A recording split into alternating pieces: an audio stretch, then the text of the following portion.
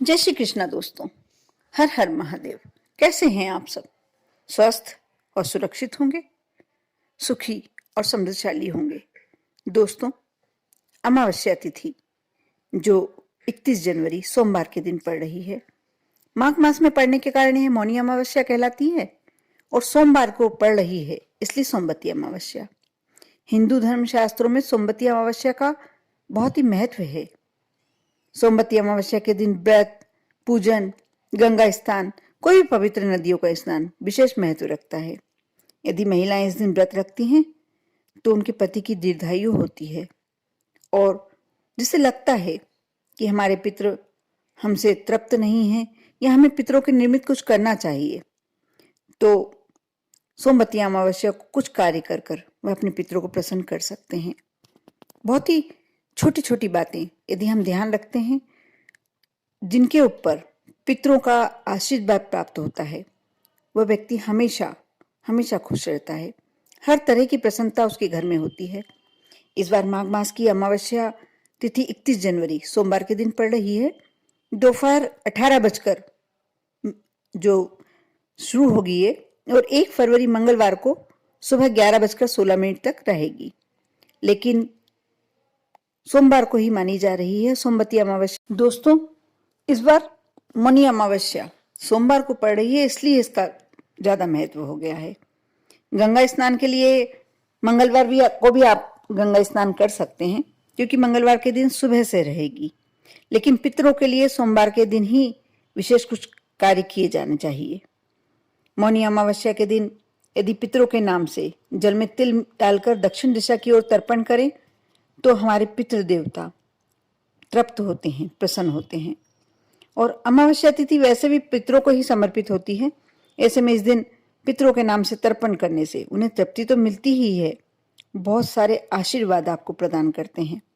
हमारा फर्ज बनता है हमारे पितर देवता को प्रसन्न रखना, क्योंकि जिनके कारण हम इस पृथ्वी पर उपस्थित हैं, उनको प्रसन्न करना हमारा फर्ज बनता है। सोमवती अमावस्या या मौनी अमावस्या के दिन पीपल के वृक्ष का पूजन किया जाना चाहिए। पीले रंग के पवित्र धागे को 108 बार परिक्रमा करके बांधें। यदि आप ये कर लेते हैं तो कोई मनोकामना है, यदि आपकी विशेष मनोकामना, तो आप बोलकर मन ही मन कर वो ये कार्य करते हैं, आपकी मनोकामना अवश्य पूर्ण होती है। साथ ही पीपल देव की जब आप पूजन करें, परिक्रमा दें, तो आप एक दीपक लगाएं पीपल के नीचे। ऐसा करने से पितरों का आशीर्वाद प्राप्त होता है और परिवार में खुशहाली आती है। आप सभी जानते होंगे कि पीपल देव की पूजन करना सिर्फ एक रविवार का दिन ही ऐसा माना गया है कि जिस दिन हमें पीपल के वृक्ष के नीचे नहीं जाना चाहिए। बाकी 6 दिन हम पीपल के वृक्ष की पूजन करते हैं, जल समर्पित करते हैं, दीपक लगाते हैं, तो उसका एक अत्यंत महत्व होता है। लेकिन सोमवती अमावस्या जो पड़ रही है, मौनी अमावस्या पड़ रही है, उस दिन यदि पीपल के वृक्ष की किसी भी तरीके से आप पूजन करते हैं, सोमवती अमावस्या के दिन तो विशेषकर पूजन करने का एक विधान बनाया गया है कि आप सोमवती अमावस्या के दिन पीपल के वृक्ष की पूजन और तुलसी के वृक्ष की पूजन आपको अवश्य करना ही चाहिए।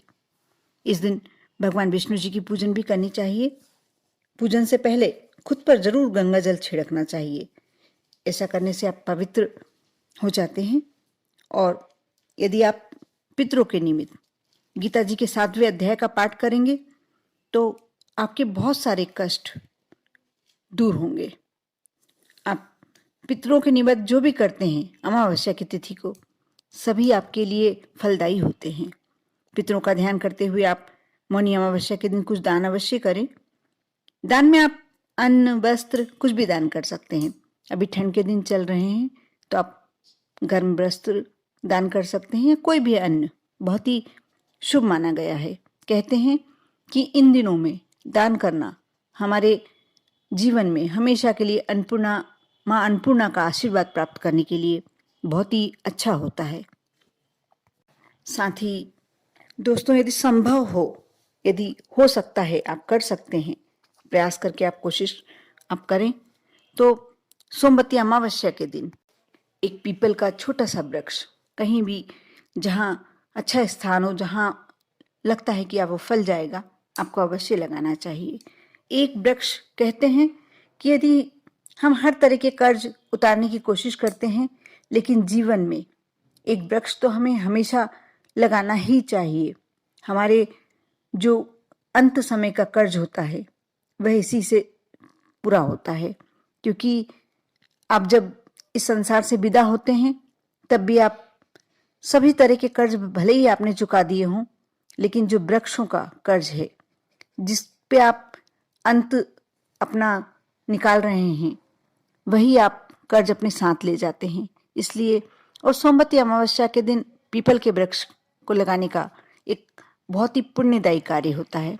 बहुत सारे ऐसे पुण्य आपके खाते में लिखा जाते हैं कि सिर्फ एक वृक्ष लगाने से, और पीपल का वृक्ष अत्यंत ही फलदायी होता है। सोमवती अमावस्या के दिन बहुत ही कम मौके लगते हैं कि जब आप पीपल का वृक्ष लगा सकें। इसलिए इस बार आप कोशिश करें, प्रयास करें और लगा पाए तो अवश्य लगाएं। धर्मशास्त्रों में तो इतना तक उल्लेखित है कि जैसे जैसे पीपल का पौधा बड़ा होता है, जो आपने लगाया है, जो आपने रोपित किया है, तो आपको आपके पितरों का आशीर्वाद प्राप्त होता है और आपके घर के सारे संकट, सारे कष्ट दूर हो जाते हैं। वैसे तो पीपल का पौधा किसी भी अमावस्या को लगाया जा सकता है, लेकिन सोमवती अमावस्या, मौनी अमावस्या का सहयोग आसानी से नहीं मिल पाता। ऐसा शुभ सहयोग 31 जनवरी को मिल रहा है। आप अवश्य कोशिश करें पीपल का पौधा लगाने की। साथ ही दोस्तों, मैं महा उपाय बताने जा रही हूँ, इसे आप अवश्य करें। मौनी अमावस्या पर काल सर्प दोष निवारण हेतु सुबह यदि स्नान के बाद आप चांदी से निर्मित नाग नागिन की पूजन करके और सफेद पुष्प के साथ इसे बहते हुए जल में प्रवाहित कर देते हैं तो काल सर्प दोष आपके ऊपर से मिट जाता है, आप उसके से रहित हो जाते हैं। साथ ही शाम के समय घर के ईशान कोण में गाय के घी का दीपक अवश्य लगाएं। बत्ती में रुई के स्थान पर लाल रंग के धागे का उपयोग करें और थोड़ी सी दीपक में केसर डाल दें। ये माँ लक्ष्मी को प्रसन्न करने का अचूक उपाय है।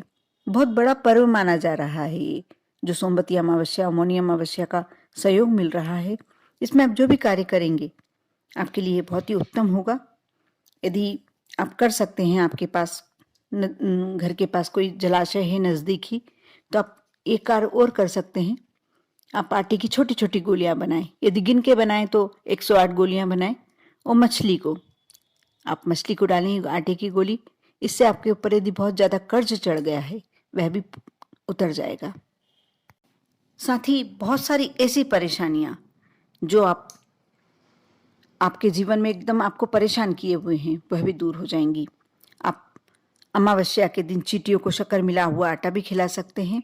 इससे भी पाप कर्मों का क्षय होता है और पुण्य कर्म उदय होते हैं, और जिसके पुण्य कर्म उदय होते हैं उसके ऊपर कोई भी संकट नहीं आता, कोई भी कष्ट नहीं आता, वह आर्थिक रूप से समृद्धशाली होता है।